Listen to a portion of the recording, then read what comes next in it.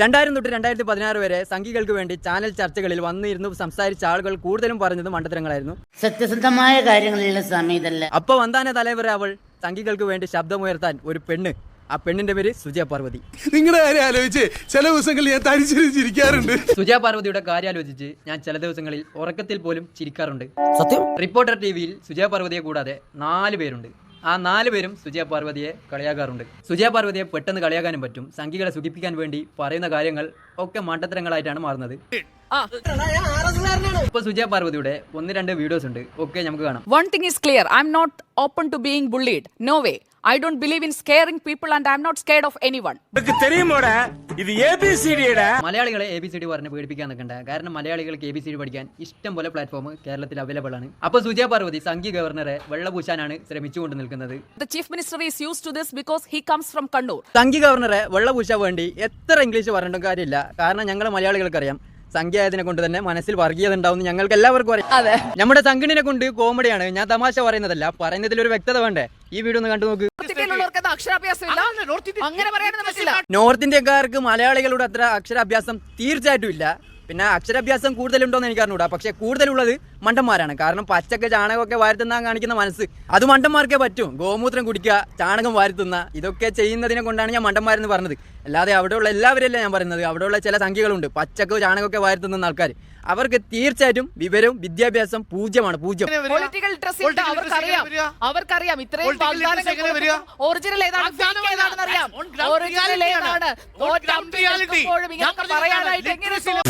Sujaya Parvathi dance ഒക്കെ കളിക്കുന്നുണ്ട് ചർച്ച ചെയ്യുമ്പോൾ. സംഘിണിയല്ലേ, മണ്ടത്തരങ്ങളൊക്കെ പറഞ്ഞിട്ട് ഡാൻസ് ഒക്കെ കളിക്കാൻ തോന്നും. അത് സർവ്വസ്വാഭാവികം. അതെ. അപ്പോൾ ബാക്കിയുള്ള രാജ്യത്തുള്ളവർക്കൊന്നും അല്ല പറയുന്നത് അല്ല കുറവാണ്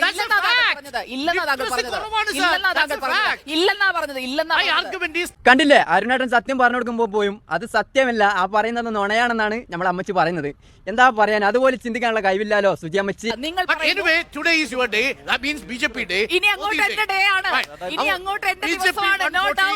ഇനി അങ്ങോട്ട് എന്റെ ദിവസമാണെന്ന് പറഞ്ഞ മനസ്സ് നമ്മൾ ആരും കാണാതെ പോകരുത്.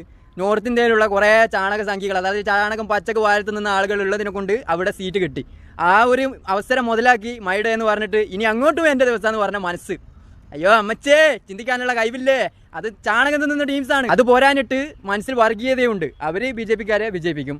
അത് മൈഡേ എന്ന് പറയാൻ പറ്റൂല. കാരണം സൗത്ത് ഇന്ത്യയിൽ വന്ന് കളിക്കും. അത് നടക്കൂല അമ്മച്ചേ. സൗത്ത് ഇന്ത്യക്കാർക്ക് കുറച്ച്, നോർത്ത് ഇന്ത്യനെക്കാട്ടിയും സൗത്ത് ഇന്ത്യക്കാർക്കാണ് ബുദ്ധി കൂടുതൽ.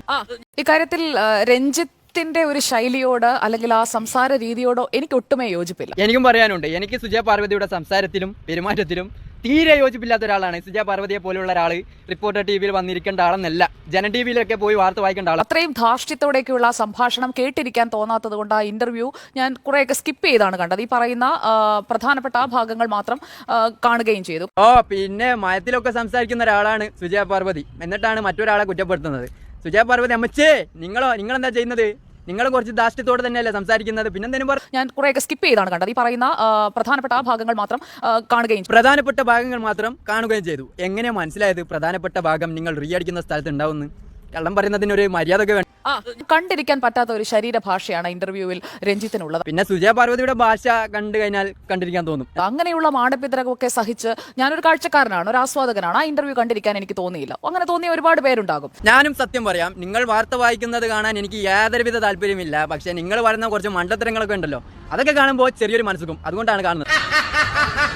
അപ്പോൾ സുജി അമ്മച്ചി വിട്ടോ, ഞാൻ ഈ വീഡിയോ ചെയ്തതിനെ കുറിച്ച് എന്തെങ്കിലും പറയാനുണ്ടെങ്കിൽ കമന്റ് അടിക്കുക. അപ്പോ അടുത്തത് നമ്മളെ സഖാവിനെ കുറിച്ച്. മനസ്സിലായോ? നിങ്ങള് മാതൃഭൂമിയെ പോലുള്ള ഒരു പത്രം, നിങ്ങൾ മാതൃഭൂമി എന്നല്ലേ അല്ലേ അല്ലേ? ഏതിരുന്ന നിങ്ങൾ സഖാവെ ഇങ്ങനെ ചിരിക്കല്ലേ, അത് വല്ലാത്തൊരു ചിരിയായി പോയല്ലോ. ഇങ്ങനെയൊക്കെ ചിരിക്കുന്ന ഒരു മുഖ്യമന്ത്രി നമുക്കുണ്ടല്ലോ, അത് തന്നെ വലിയ കാര്യമാണ്. ഇനി ചിരിച്ചു കളിയാക്കേണ്ട വീഡിയോ തേടി പട്ടിനെയും കുരങ്ങനെയൊന്നും തേടി പോകേണ്ട ആവശ്യമില്ല. സഖാവിനെ വെച്ച് തന്നെ നമുക്ക് കളിയാക്കാം. അടുത്തത് നമ്മുടെ ദേവൻജി ഇതിന്റെ ഇടയ്ക്ക് ട്രെൻഡ് ആയിട്ടുണ്ടല്ലേ. ഓക്കെ, ദേവൻജിയുടെ ഒരു വീഡിയോ കാണാം. ഈ കാത്തലിക് സഭ, ദീപിക പോലുള്ള പത്രങ്ങൾ, അപ്പോൾ എനിക്ക് കിട്ടിയ ഇപ്പോൾ എൻ്റെ ഈ സംഗതി അനൗൺസ് ചെയ്തതിന് ശേഷം എനിക്ക് കിട്ടിയ ഫോൺ കോൾ മുഴുവനും ഈവൻ മുസ്ലിം സമുദായത്തിൻ്റെ സംഘടനകൾ വരെ എനിക്ക് എന്നെ വിളിച്ചു. ദേവേട്ടാ ഇത് വലിയ സംഭവട്ടോ. നുണ പറയുന്നതിന് ഒരു ലിമിറ്റൊക്കെ വേണമെന്നാണ് എനിക്ക് പറയാനുള്ളത്. മുസ്ലിം സമുദായങ്ങൾ വിളിച്ചിട്ട് ദേവട്ടാ നിങ്ങൾ ഭയങ്കര സംഭവമാണെന്ന് പറഞ്ഞു പോലോ BJP-യിലോട്ട് പോയതിനെ കൊണ്ട്. ഇത് ഞങ്ങൾ വിശ്വസിക്കണം, ചോറ് തിന്നുന്ന ഞങ്ങൾ വിശ്വസിക്കണം. ഇത് കള്ളം പറയുന്നതിന് ഒരു ലിമിറ്റൊക്കെ വെക്ക് ദേവട്ടാ എന്നവർ പറയുന്നു. അപ്പോൾ അത് നമ്മൾ മുതലാക്കണം BJP-ക്ക് വേണ്ടിയിട്ട്. അത് മുതലാക്കാനായിട്ട് എന്നെക്കൊണ്ട് സാധിക്കും. കാത്തു നിന്നോ, മുസ്ലിം സമുദായത്തിൻ്റെതും ക്രിസ്ത്യാനികളുടേതും വോട്ട് എല്ലാം BJP-ക്ക് പോകാൻ പോവാണ്. അതിന്റെ കാരണം ദേവട്ടൻ പറഞ്ഞല്ലോ, അത് നമ്മൾ മുതലാക്കണം. കാത്തു നിന്നോട്ടാ ദേവട്ടൻ. ഞങ്ങൾക്കൊരു ഉളുപ്പില്ല. അടുത്തത് തങ്ങൾ അതിനെ കൊണ്ട് പറയല്ല, സത്യസന്ധമായിട്ടാണ് പറയുന്നത്. ജനങ്ങളെ പറ്റിച്ചിട്ട് ജീവിക്കുന്ന ഒരാളാണ് നമ്മുടെ തങ്ങൾ. ഓക്കെ, അതാണ് ഞങ്ങളുടെ കുടുംബത്തിന്റെ മഹിമ. പ്രണയം വല്ലാത്തൊരു സംഭവം തന്നെ. ഞാൻ പ്രണയിച്ചിട്ടില്ല, അതുകൊണ്ട് പ്രണയത്തിന്റെ സംഭവിച്ചറിയില്ല. ഇനി ആരെങ്കിലും പ്രണയിക്കുകയാണെങ്കിൽ ഞാൻ പ്രണയിക്കാം.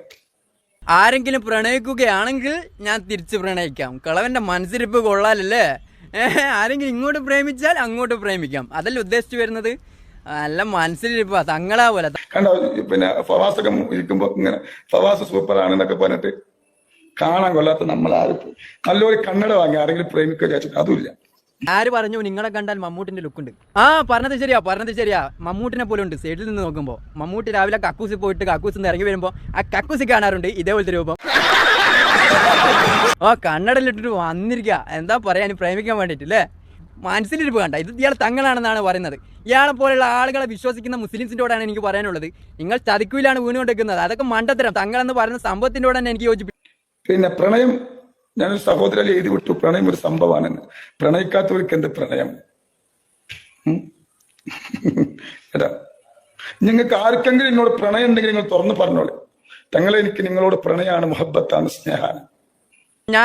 ഞാനിവിടെ നിന്ന് കഴിഞ്ഞുണ്ടല്ലോ, ഞാൻ ഇയാൾ എന്തെങ്കിലും കാനത്തിൽ പറയും, അത് നിങ്ങളിൽ ചില ആളുകൾക്ക് ഇഷ്ടപ്പെടുകയില്ല. അതുകൊണ്ട് മാത്രം ഞാനിവിടെ നിർത്താണ്.